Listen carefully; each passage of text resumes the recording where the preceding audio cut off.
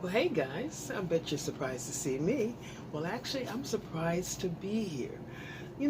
Something happened to me today that is between extreme stupidity on my part, but I found out what happens when you are so freaked out that you no longer are even able to think straight.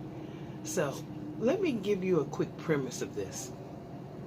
A couple years back, when I was camping, when I had a big glamping setup, I got to camp late, and this back when I was camping during holiday weekends. And so, I got there late, so I'm trying to get everything done. And usually when I get to camp, the first thing I do with my keys is throw them on top of the dog cage, because that way I always know where they are. But because I was kind of rushed, I didn't do that. And when I went to the car to plug in my electric air pump to pump up my mattress, I realized I didn't have the keys to turn the thing on. And that started a hunt for my keys. I looked for those keys for an hour. And mind you, I had just gotten that big ass tent set up, which used to take me about 45 minutes. I walked all over it, I crawled all over it, just in case it was under the tent. Didn't feel anything. There's a storm rolling in. Finally, I realized I have got to get everything in this tent, and I have to worry about blowing it up later. But someone who was, camping close to me loaned me their portable chargeable air pump. That's when I decided I needed one of those, and I actually have one now, and I've had it for a long time. So I got the bed set up, but then the storm blew in. But in my panic of trying to find the keys, as well as get camp set up, I forgot to stake out the big vestibule. So the storm rolled in, it's raining, it's windy, and I forgot to stake down the vestibule. So in the midst of this storm, I am there trying to hold the vestibule from blowing in, because it's huge. I spent the rest of that holiday weekend half-ass having a good time, half-ass worrying about what the hell am I going to do if I can't find my keys when it's time to go. So I started loading up the car like I always do. I tried to be nonchalant about it, but inside I was a mess. Okay, an absolute mess. And then I took the tent down, and by the time I got the tent down and rolled up, there were my keys. They were actually under the tent the entire time. But I'm not going to tell you that my life didn't pass before my eyes, okay? Because that was the only key I had at the time for that vehicle. Well, I just came back from Walmart, and I only have one key to the Jeep. Let me tell you what happened here, and how badly I was so rattled that I couldn't even think straight. Let's get on with it.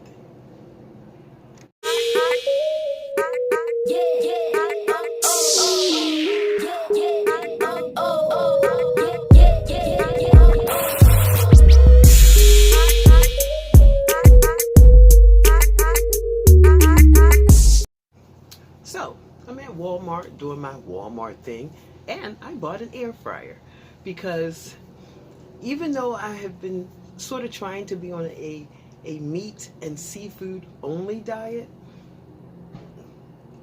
after a while that just becomes boring.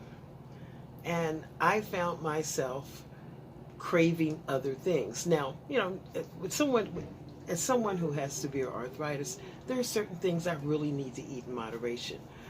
But with the meat and fish diet, you didn't eat carbs, you didn't eat vegetables, you didn't eat fruit, but you took a lot of supplements. And did I lose a few pounds? Yes, I did. But I also found that once I got fed up with just meat and fish, I would binge on something. And so I realized I just need more in my diet, but I just have to figure out a way to do it that's not going to, kill my knees. So I decided to buy an air fryer.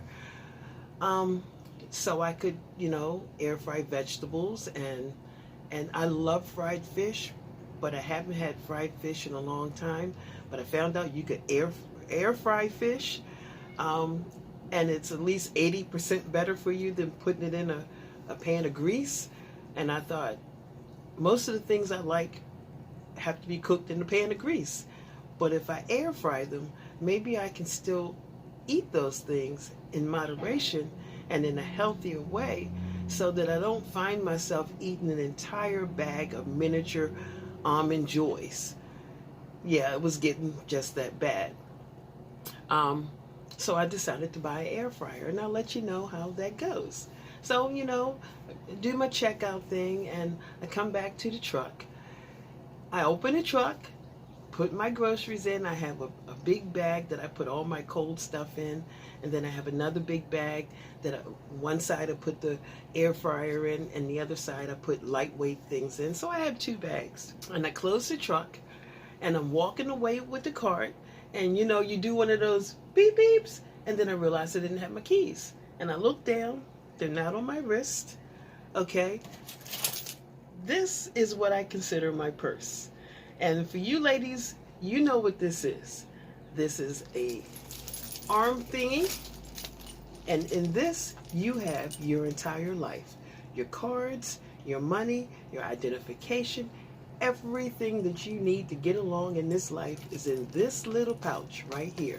Normally I keep it on my arm. If I'm in a really public place, I keep it in my hand like this. I go to beep beep the truck and realize the keys aren't there, and they're not in the cart. So I go back to the truck, I open the trunk, I go through the frozen food bag, although I don't remember putting them in there, and they weren't in there. Then I go around to the side of the truck and look in the bag that I put the air fryer and all the small miscellaneous things in. It's not there. At this point, I lose my mind and freak the hell out. And I go, oh my God, maybe I left them in Walmart on the counter. Now, at this point, you're saying, no, Sheila, you didn't. And see, you weren't there to tell me that, because what Sheila did was freak the fuck out. And so I hobble all the way back into Walmart, and I go to where I checked out, and I look around, and I asked the lady who's checking out there, I said, did you see some keys?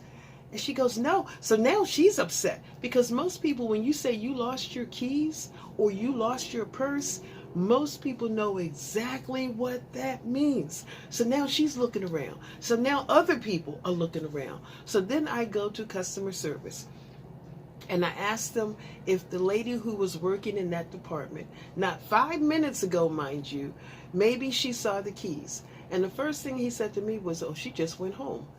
Now, I try not to be a negative person, but the thought I just had. I went, she just went home? I mean, I was only here 5 minutes ago. And the first thought I had was, oh my God, she found my keys and she rolled out. Because we all know that attached to these keys is a whole lot of other better stuff, okay? And so he took my name and my phone number, and he says if when she comes back, we'll ask her if she saw them. I said, well, is there any way you can call her now? He goes, no, we can't call her when she's off the clock. I went, oh my God. And I just stood there numb for about 3 minutes, because one, I just got paid from Amazon, and all the bill money is there waiting to pay bills. Okay. 2, I just got paid from YouTube. And 3, I have another check dropping in like 3 days. Everything in my life, all the money in my life, okay, are on one of the 3 cards in this pouch. Not to mention, I don't have another key to my truck. And the spare key to the house is at the house. And so at this point, I realize that I am just screwed. So the only thing I could think of is cancel, put a hold on all your cards, put a hold on everything. Now, I always leave my phone in the truck.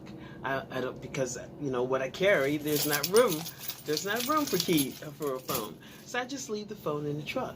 So I run back to the truck, and I decide to look through the grocery bags one more time, and I still don't see the keys. At that point, I climb around to the front seat, and I pick up my phone, and I'm just about to speed dial the bank. And then it dawned on me, wait a minute, Sheila, you're in the truck. You couldn't have left your keys in Walmart, or you would have never been able to be in this truck. At that point, I got out of the front seat, went back around to the back of the truck, and moved everything. Didn't see the keys. Went around to the side of the truck and opened the door on the back seat, moved everything, and there were my keys.